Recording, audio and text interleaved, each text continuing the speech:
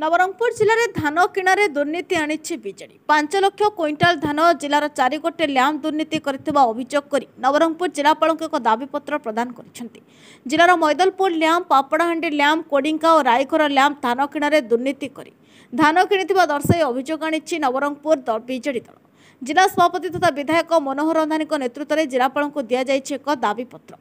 Lime जदि धान किणिछि तो से कुआडे कला बोली प्रश्न करिसेंति रंधारी। दीर्घ दिन हेब नवरंगपुर जिले में चाषी मानक टंका ल्याम न देबारो राजनीति सरगरम होबारे लागिछि। चाषी मानक हक टंका जदि दिया न जाए दुर्नीतिग्रस्त थिबा ल्याम तुरंत न हुए आसंता दिन में राजरास्ता कोल्हाइबाको चेतावनी देइछि बीजेडी।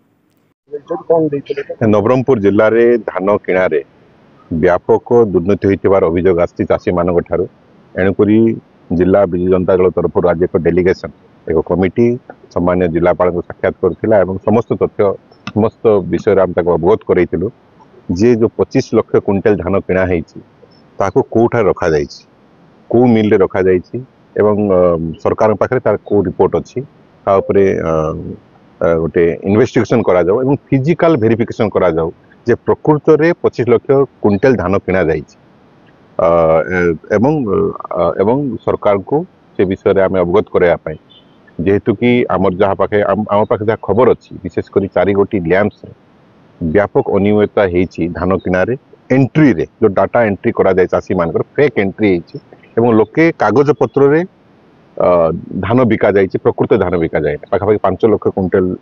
दुर्नीतिर गंध बारी हो से उद्देश्य आम मेमोरांडम देइछु दायीपत्र जनइछु एवं खूब शीघ्र इन्वेस्टिगेशन करिया पे अनुरोध कर। चारिटी लैम्प माने को लैम्प सर आमर स्पेसिफिक अभियोग आसी रायघर lamp Kodinga lamp Papadahandi lamp एवं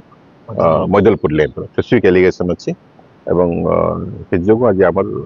दायीपत्र दिया जाय कि हमें अनुरोध करछु कलेक्टर कोन कहले जिला पर कोन से इन्वेस्टिगेशन करिवे फिजिकल वेरिफिकेशन करी कि तथ्य निश्चित भाव रे जणै बिल कहछन।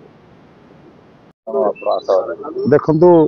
नवरंगपुर जिल्ला रे धान किणारे महादुर्नीति होइछि तार सविशेष तथ्य देवाई आम मेमोरांडम जरिया विजु जनता दल नवरंगपुर तरफ आज आम आसी जिलापाल महोदय को आम देइछु एवं ए मेमोरांडम माध्यम जनइछु जे आमर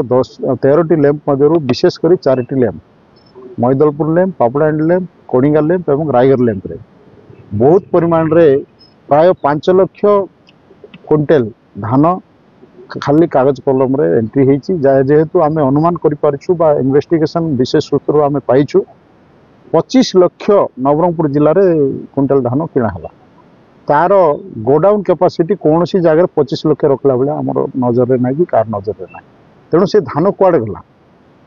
से धान को जिते वेरिफिकेशन कले प्रत्येक मिल स्तर में वेरिफिकेशन कले निश्चित भाव में धरा पड़े फेक रे जो एंट्री होती आमर हिसाब से प्राय 5 लाख क्विंटाल धान फेक एंट्री होती एवं से धान मध्य सेठी नहीं तेणु